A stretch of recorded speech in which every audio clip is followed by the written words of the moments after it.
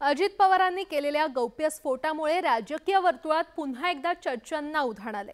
News 18 लोकमतचे संपादक आशुतोष पाटील यांना दिलेल्या मुलाखतीत एकनाथ शिंदे सुरतमध्ये पोहोचले आणि राष्ट्रवादीची सरकारमध्ये सामील होण्याची तयारी सुरू झाली होती असा गौप्यस्फोट अजित पवारांनी केला।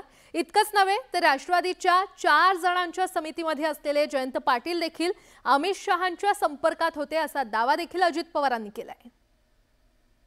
गुवाहाटीच्या आधी सुरतला असताना सगळ्या आमदारांनी सांगितलं, पत्र दिलं, निवेदन दिलं, त्याच्यात सगळ्यांच्या सह्या दिल्या आणि पवार साहेबांच्याकडे राजेश टोपेला द्यायला सांगितलं की आम्हाला सगळ्यांना सरकारमध्ये जायचंय, तुम्ही पाठिंबा, तुम्ही आम्हाला यस म्हणून पक्षाचे प्रमुख म्हणून यस म्हणा।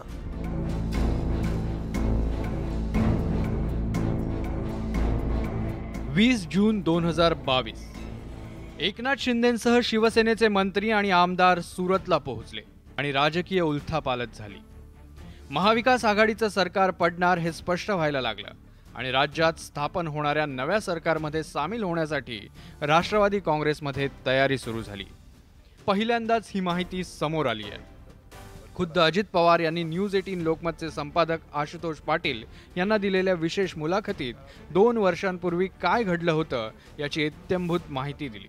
नव्या सरकारमध्ये सामील होण्यासाठी कोण इच्छुक होतं हेही अजित पवारांनी सांगितलं।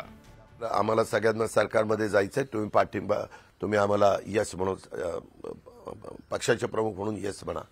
आणि मग आमच्या तिघांची कमिटी केली होती ना, आम्हाला बोलायला सांगितलं होतं। अमित भाई म्हणले की इथं येऊन बोला, प्रफुल्लभाई, जयंत पाटील, अजित पवार, परंतु ते नंतर सांगितलं तिथं नाही जायचं, बोलायला इथनंच बोलायचं। अमित भाई म्हणले अशी महत्वाची चर्चा फोनवर होत नसते, ती समोर बसून करायची असते।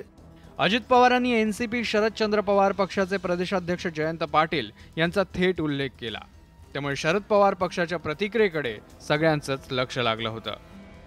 काल अजितदादांनी आमच्या चॅनलला इंटरव्ह्यू त्यात सांगितलं की ज्यावेळेस ही सगळी शिंदे आणि मंडळी सुरतला गेली होती त्याच वेळेस राष्ट्रवादीत भाजपसोबत जाण्याची तयारी सुरू झाली होती। वस्तुस्थिती काय आहे? मला नाही यातलं काहीच माहिती, मी या प्रक्रियेतच नव्हते, त्याच्यामुळे मी हे तुमच्याचकडून ऐकते। जून 2022 मध्ये राज्य सरकारमध्ये सामील होण्याची राष्ट्रवादी काँग्रेसची सुरू झालेली प्रक्रिया अखेर 2 जुलै 2023 रोजी प्रत्यक्षात आली होती। एकंदरीतच लोकसभा निवडणुकीच्या दुसऱ्या टप्प्यातलं मतदान सुरू असतानाच अजित पवारांनी गौप्यस्फोट केलाय। अर्थात एनसीपी शरदचंद्र पवार पक्षानं अजित पवारांचा दावा फेटाळलाय। मात्र अजित पवारांच्या गौप्यस्फोटामुळे एनसीपी शरदचंद्र पवार पक्ष बॅकफुटवर गेल्याचं पाहायला मिळतंय। Bureau report, news 18 Lokmat.